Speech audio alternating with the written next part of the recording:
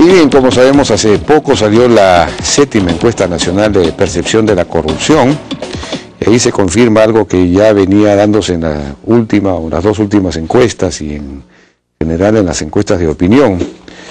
El notorio incremento de la percepción de la corrupción como el principal problema nacional. Según digamos, los que dicen que la corrupción es el principal problema del país, han pasado de un 25% el año 2003 a un 47% el año 2012. La delincuencia, la inseguridad aparece como el primer problema, pero la corrupción está en un segundo lugar con el 47%. Es un incremento, hay un incremento de la percepción un incremento de la percepción de la corrupción se ha incrementado muy grande, de una manera muy importante. Estamos con Susana Silva Hasenberg, quien es secretaria ejecutiva de la Comisión de Alto Nivel Anticorrupción. Susana, buenas noches. ¿Qué tal? ¿Cómo está? Buenas noches, Jaime. Bueno, esta es la pregunta, claro, es ¿qué se puede hacer frente a estas cosas? Por ejemplo, estaba viendo la encuesta, un 51% dice que la corrupción de funcionarios y autoridades es el principal, o se percata de que la corrupción de funcionarios y autoridades es el principal problema que enfrenta el Estado y que le impide lograr el desarrollo del país. Sí. Un 53% que dice que es la principal razón por la cual los programas sociales no han sido eficientes. Un 69% considera que el exceso de trámites genera mayor corrupción. Por ahí puede haber una vía de salida. En fin, ¿qué está haciendo su secretaría o qué se puede hacer desde el gobierno para enfrentar este problema muy grave? A ver, yo creo en primer lugar, Jaime, que esta encuesta nos revela datos importantes. Tú lo has dicho, la sensación de corrupción se mantiene, pero también hay cifras importantes que nos revelan que son esperanzadoras. Hay un 41% de la población encuestada que considera que hay un liderazgo de este gobierno para enfrentar la corrupción. Y si nosotros comparamos esta cifra con los datos, por ejemplo, del año 2010 o del año 2008, ha crecido significativamente. Estamos hablando que el 2010 era de 21% y el 2008 del 25%. Hay una esperanza, hay expectativa y yo creo que eso se tiene que capitalizar. O sea que la gente todavía cree, o 41% cree que este gobierno va a pelear contra la corrupción. Exactamente. Y esa pelea está en manos de Susana Silva. No en manos de Susana Silva Hasenberg, está en manos de 14 instituciones, de 14 titulares de instituciones, las más importantes dentro del sector público, dentro de la sociedad civil como Proética y también de la empresa privada como Confiep. Pero yo creo que hay algunos elementos que hacen que la ciudadanía sienta que existe una desconfianza muy grande todavía. Y una de las cosas importantes que yo vengo señalando, no solamente a partir de esta encuesta, sino desde hace un tiempo atrás y que hemos identificado, y es que la gente, y lo dice la encuesta, hay un 53% de la ciudadanía que no conoce todavía cuáles son los mecanismos de denuncia que existen en el poder, en el sector público en general. Si nosotros revisamos un poco en todo el aparato público cuáles son los mecanismos que existen, vamos a encontrar que en el Poder Judicial, por ejemplo, tienen a través de la OCMA y ODECMAS un mecanismo relativamente conocido, todos lo sabemos cómo tenemos que actuar y cómo tenemos que recurrir cuando tenemos un problema de corrupción en el Poder Judicial. En el caso del Ministerio Público también, pero si nosotros vamos al Poder Ejecutivo, vamos a ver que de los 18 ministerios, 14 ministerios tiene cada uno de ellos un procedimiento distinto para recibir una denuncia. Y además se mezclan lo que son quejas, reclamos y denuncias. Cada oficina se llama de una manera distinta: Oficina de Atención al Ciudadano, Defensoría del Usuario, Defensoría del Ciudadano, y así vamos a encontrar diversos nombres, pero no solamente son diversos nombres, sino diversos procedimientos, diversas formas de acercarse de parte del ciudadano al Estado. Y eso es además, algo que ciertamente... ni siquiera lo sabe. Y además ni siquiera lo sabe. Entonces, ciertamente eso confunde al ciudadano, no hay un mecanismo uniforme. Esto es algo que se ha identificado y nosotros estamos empeñados en resolver este tema, estamos levantando información con apoyo de GIZ, la cooperación alemana, para efectos de determinar bien cuál es el panorama que tenemos en el Poder Ejecutivo. Y a partir de eso, estandarizar los procedimientos. No se trata de generar más burocracia. Por supuesto, una estrategia, por supuesto que tiene que haber una estrategia de difusión, ¿no? Pero lo que se tiene que hacer ahí es, bueno, aparte de comunicar, también asegurar al ciudadano que va a haber una respuesta del Estado hacia el ciudadano respecto de lo que reclamó.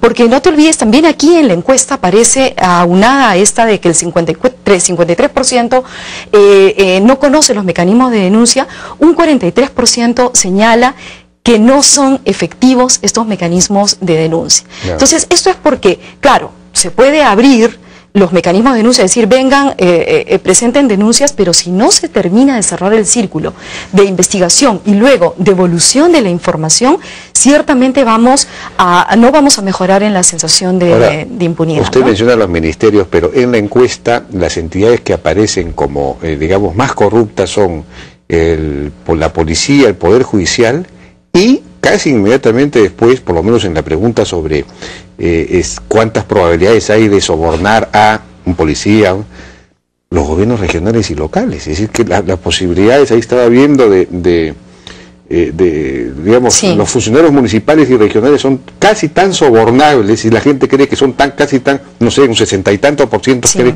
la probabilidad de sobornar a un funcionario como un juez o un policía.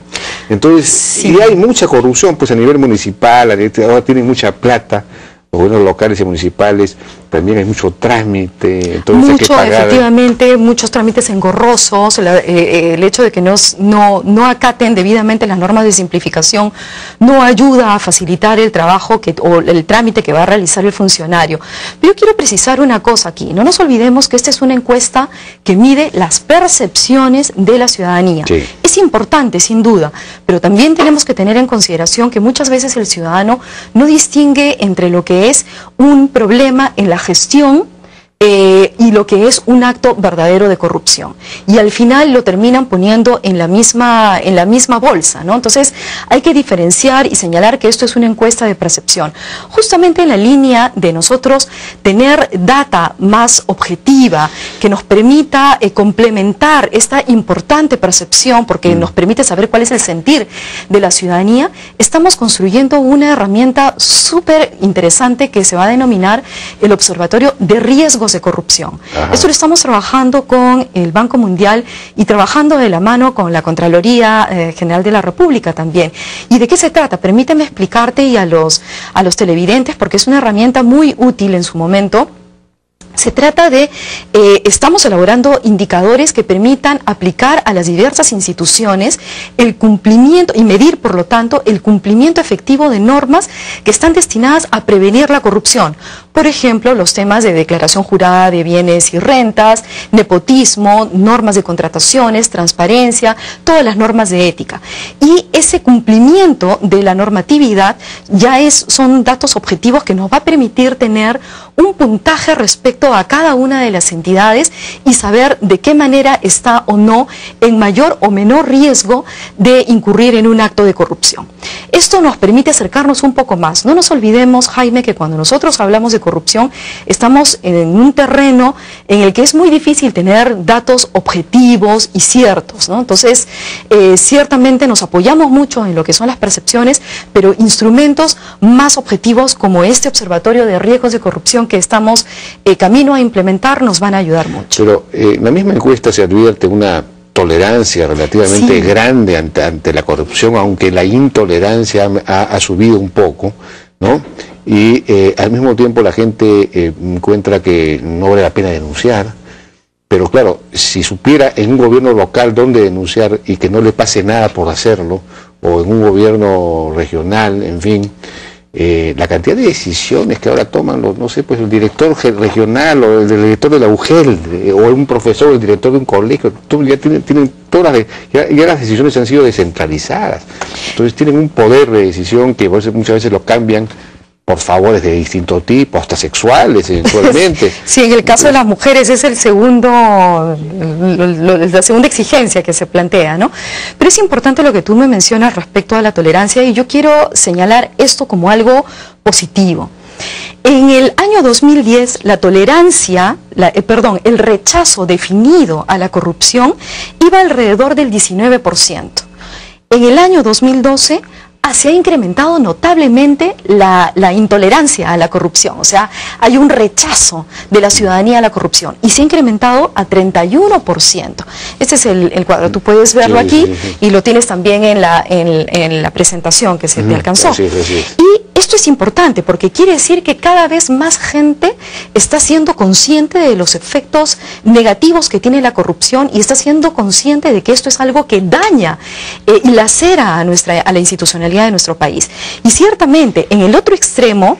El 31% es aquel que de ninguna manera daría un obsequio o dinero para agilizar un trámite público, por ejemplo. Así es. Entonces, mira, si nosotros, si pudiéramos ver este cuadro, a mí me parece muy interesante, ¿no? Si es que lo tienen en la... Teníamos unos cuadros en pantalla, pero no los hemos... No, siguiente, a ver si lo siguiente... Es el de la tolerancia. No, ¿este cuál es? No, es mucho antes. Debe ser... Este es interesante, ¿no? Poder Judicial, Policía Nacional, en fin, son los más corruptos. Luego, siguiente. ¿Sabe usted dónde denunciar un caso de corrupción? Es lo que veíamos, ¿no? No saben 53%, sí. A ver, siguiente, repite lo que lo agarramos ahorita. Ahí está. Esta es efectivamente. Si tú ves en el cuadro rojo que deben estar viendo los televidentes, en el extremo derecho, aparece el rechazo definido y en un promedio, bueno, ahí tenemos varias cifras, ¿no? 27, 34, 32, 36, pero nosotros sacamos un promedio y es 31% que el día de hoy, de encuestados, que el día de hoy dicen que de ninguna manera aceptan la corrupción. Son personas que tienen una moral sólida, son personas que pase lo que pase, jamás van a incurrir en un acto de corrupción. Sin embargo, si nosotros vemos al otro extremo, en el verde, aparece que es gente o ciudadanos o sociedad, la población, que sí está de acuerdo con la corrupción y muy probablemente en algún momento va a llegar a incurrir en un acto de corrupción.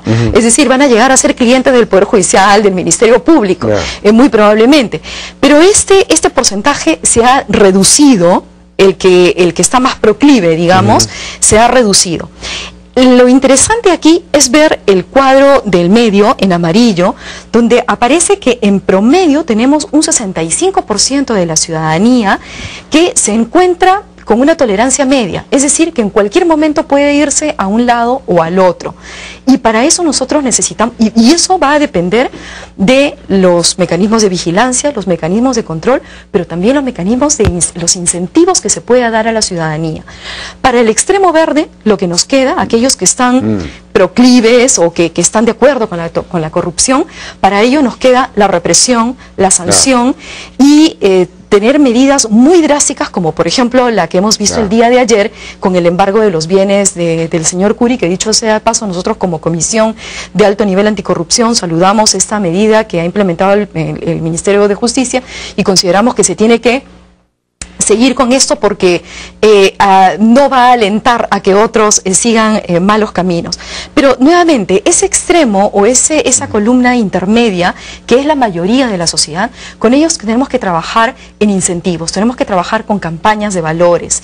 Han habido campañas de valores, campañas anticorrupción, pero que han tenido muy poco tiempo de vigencia y se han basado únicamente en spots televisivos. Hay que hacer algo mucho más participativo, más innovador. También ¿no? Es cierto que mucha gente cae en esto porque tiene que agilizar un trámite, es decir, porque hay muchos trámites o porque la administración pública no es transparente o no es meritocrática o digamos el alcalde pone a sus amigos, en fin, no hay una administración moderna que trabaje por resultados, con una carrera pública o distintas carreras públicas en el funcionario público sea evaluado en función también de su trabajo y no simplemente, en fin, modernizar el sector público. De acuerdo. Y eliminar trámites. Bueno, A ver, primero que nada nosotros consideramos que no hay excusa que valga para justificar razón que valga para justificar un acto de corrupción. El que hayan más trámites, que sea más engorroso, sin duda no justifica que alguien trate de coimear o sobornar a un funcionario público. Pero sin duda, Jaime, cuando nosotros hablamos de una estrategia anticorrupción, no estamos hablando solamente de temas sancionadores o de campañas de valores, sino que es toda una estrategia conjunta que aborda diversas áreas, y una ciertamente tiene que ir por el lado de la transparencia, por el lado de la gestión pública, por el lado de la simplificación y la modernización. Anuncio algo que la PCM, a través de la Secretaría de Gestión Pública, está a puertas ya de anunciar, de hacer pública la política de modernización y de simplificación, esto en la misma idea de lo que tú señalas, ¿no?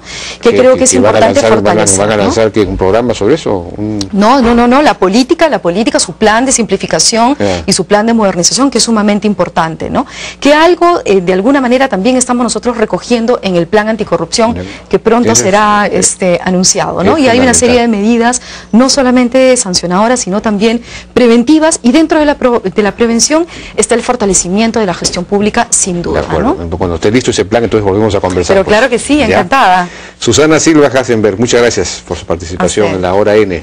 Es la secretaria ejecutiva de la Comisión de Alto Nivel Anticorrupción. Vamos a una pausa.